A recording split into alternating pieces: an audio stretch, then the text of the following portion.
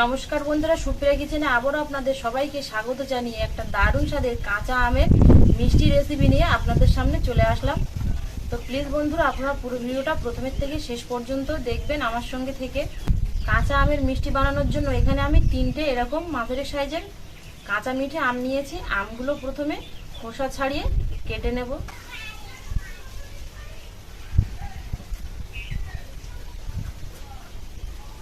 আমি এখানে কাঁচা মিঠে আম নিয়েছি, তবে আপনারা চাইলে কিন্তু টক আমও নিতে পারেন।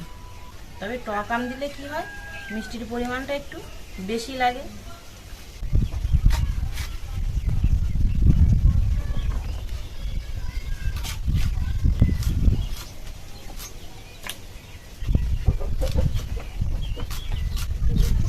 একটু ছোট ছোট করে কেটে নেব, তাহলে খুব তাড়াতাড়ি আমগুলো সেদ্ধ হয়ে যাবে।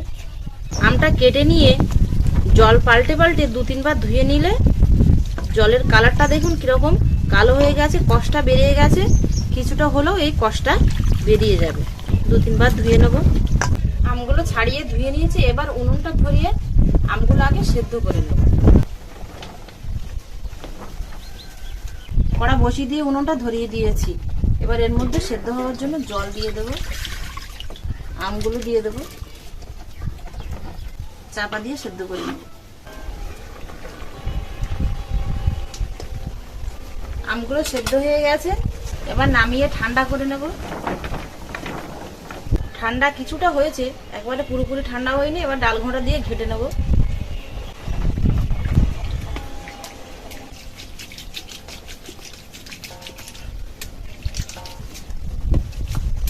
আমগুলো এরকম ঘেটে নিয়েছি। এবার এখানে আমি একটা আলাদা পাত্র নিয়েছি। আলাদা পাত্রের উপরে ছাঁকনি বসিয়ে দিয়েছি। তার মধ্যে আমগুলো আরেকবার ছেঁকে নিয়ে আমের কাপটা বের করে নেব। ছেঁকে নিলে কি হবে, যে মিহি কাপটা আছে সেই কাপটা বেরিয়ে যাবে।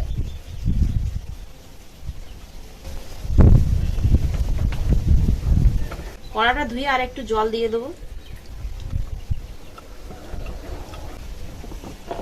আমের কাঁচটা বের করে নিয়েছি, আর এই ছিবড়িগুলো এগুলো বাদ দিয়ে দেবো। আমের কাঁচটা কিন্তু একটু গাঢ় মতো হয়েছে, তাই এর মধ্যে আমি সামান্য পরিমাণে জল দিয়ে একটু হালকা করে নেব।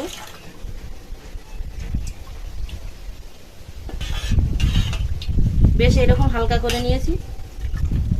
এবার এই আমের রসটা একটা বাটি নিয়েছি আমি, এই বাটিতে মাখ করে নিয়ে নেব।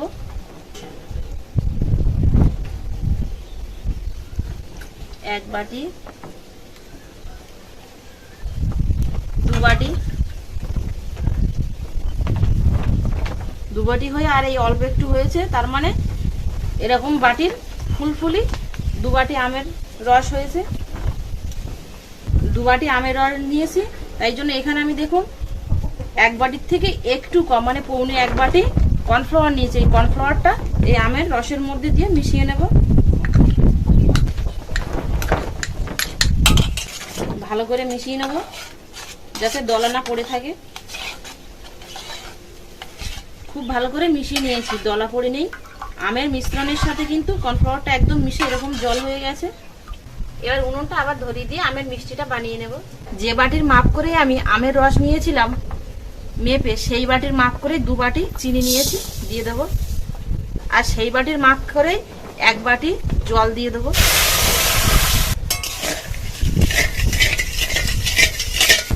চিনিটা পুরোপুরি গলে গেছে। এবার এখানে আমি গন্ধরাজ লেবু নিয়েছি 1 চাকা, এই লেবুর রস চিনি রসের মধ্যে দিয়ে দেবো।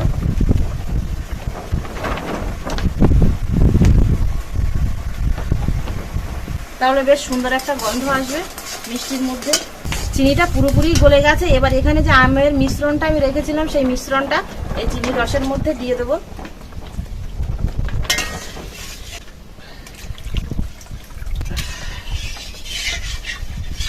চিনি রসের মধ্যে আমের মিশ্রণটা দিয়ে কিন্তু অনবরত এইভাবে নাড়তে থাকতে হবে, নইলে কিন্তু নিচে লেগে যাবে। এবার এ সাইডে দেখুন আমি একটা প্লাস্টিকের পাত্র নিয়েছি। এই পাত্রের মধ্যে মিষ্টিটা রাখবো, তার জন্য এই পাত্রের মধ্যে একটু সাদা তেল মাখিয়ে নেব।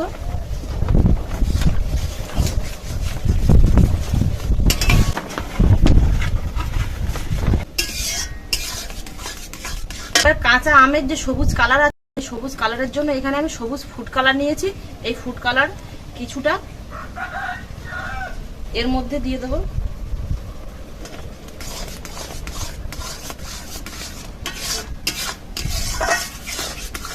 এই সবুজ ফুড কালার আপনারা অনলাইনেও পেয়ে যাবেন, আবার যে কোনো মুদিখানার দোকানেও পেয়ে যাবেন। দেখুন কালারটা কত সুন্দর এসছে, যেন দেখে মনে হচ্ছে একদম কাঁচা আম। এবার উনুনের জালটা কিন্তু খুব জোরে দেবো না, একদম অল্পতে রেখেই এই মিষ্টিটা বানিয়ে নেব। নাড়তে নাড়তেই দেখুন ঘনত্বটা ঠিক এরকম এসেছে, এরকম দেখুন এই যে পরপর এরকম থাক থাক পড়ছে, একদম জেলির মতো হয়ে গেছে। বরফি বানানোর জন্য আমের কাঠটা কিন্তু একদম রেডি হয়ে গেছে। এবার এটা নামিয়ে নেব। এখানে যে প্লাস্টিকের পাত্রে আমি তেল মাখিয়ে রেখেছিলাম, এই পাত্রেই নামিয়ে নেব।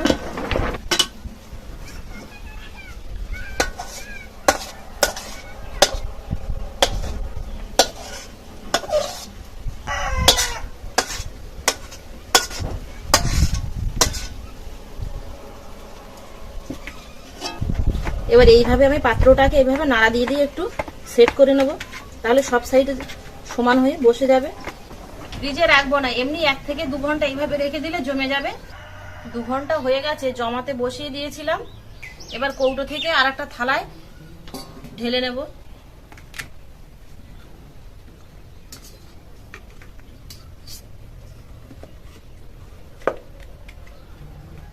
এবার মিষ্টিটা পিস পিস করে কেটে নেব।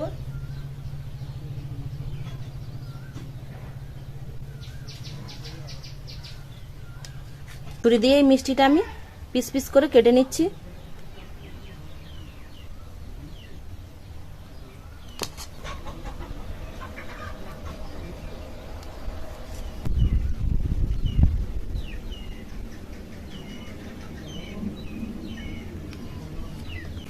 সবগুলো পিসই কেটে নিয়েছি।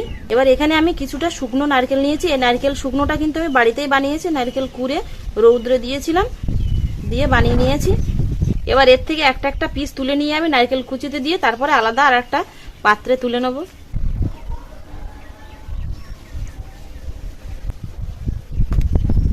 দেখুন মিষ্টিগুলো কতটা সুন্দর হয়েছে, আর কেটেছি দেখুন খুব সুন্দর এরকম কাটা হয়েছে। এবার আমি এই নারকেল কুচির মধ্যে এইভাবে দিয়ে তুলে নেব, তাহলে দেখতে খুব সুন্দর লাগবে।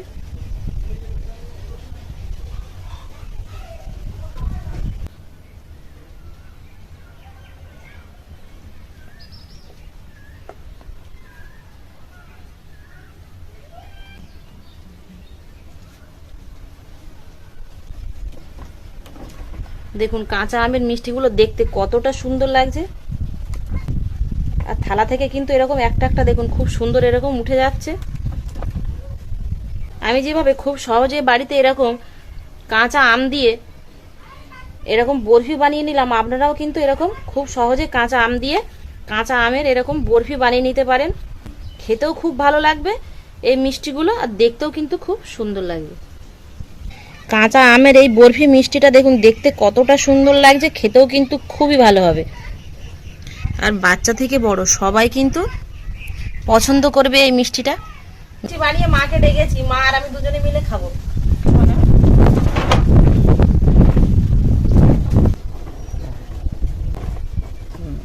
স্পঞ্জের মতন হয়েছে। কিসের মিষ্টি এটা? এই মিষ্টিটা কাঁচা আম দিয়ে বানিয়েছিলাম, দেখো তো খেয়ে কেমন হয়েছে।